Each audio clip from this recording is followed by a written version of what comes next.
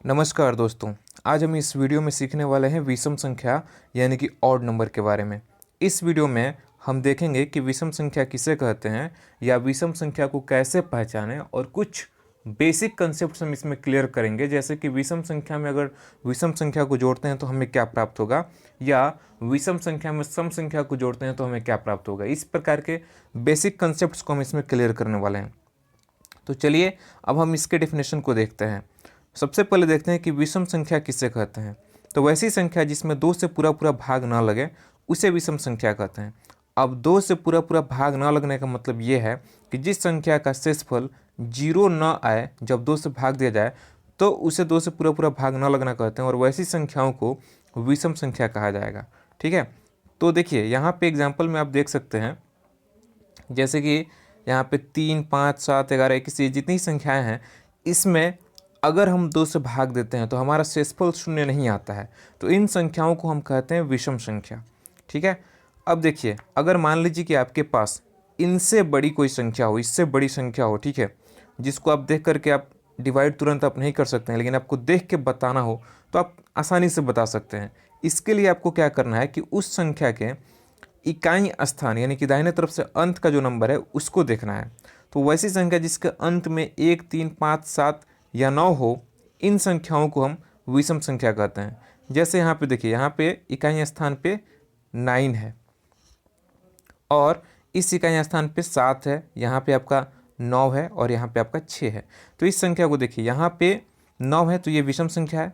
ठीक है, और ये आपका 7 है तो ये भी विषम संख्या है, 9 है तो विषम संख्या है, लेकिन यहाँ पे 6 है, ये आपका विषम संख्या नहीं है। ठीक है, आइए हम आगे कंसेप्ट्स को हम देखते हैं।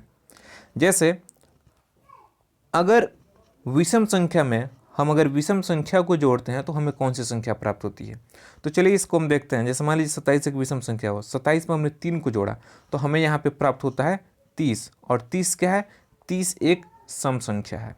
ठीक है, तो हमें क्या प्राप्त हुआ कि अगर हम विषम संख्या में अगर हम विषम संख्या को जोड़ते हैं तो हमें सम संख्या प्राप्त होता है। नेक्स्ट कंसेप्ट देखते हैं।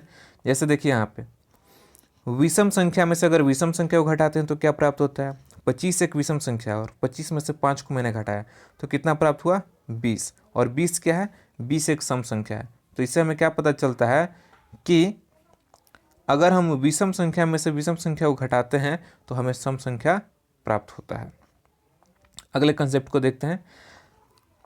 विषम संख्या में अगर हम सम संख्या को जोड़ते हैं तो विषम संख्या प्राप्त होता है। जैसे देखिए 21 एक विषम संख्या है और इसमें मैंने 6 को यहाँ पे ऐड किया तो 21 और 6 कितना हो गया, 27, और 27 क्या है, एक विषम संख्या है। तो यहाँ पे देखिए अगर हम विषम संख्या में सम संख्या को जोड़ते हैं तो हमें एक यहाँ पे सम संख्या प्राप्त होता है। अगला पॉइंट देखिए, अगर हम विषम संख्या में से सम संख्या को घटाते हैं तो हमें विषम संख्या प्राप्त होता है। जैसे 25 में से हमने 6 को घटाया तो हमें 19 यहाँ पे प्राप्त हुआ, और 19 क्या है, एक विषम संख्या है। तो इस प्रकार से हम कह सकते हैं कि अगर हम विषम संख्या में से सम संख्या को घटाते हैं तो हमें विषम संख्या प्राप्त होता है।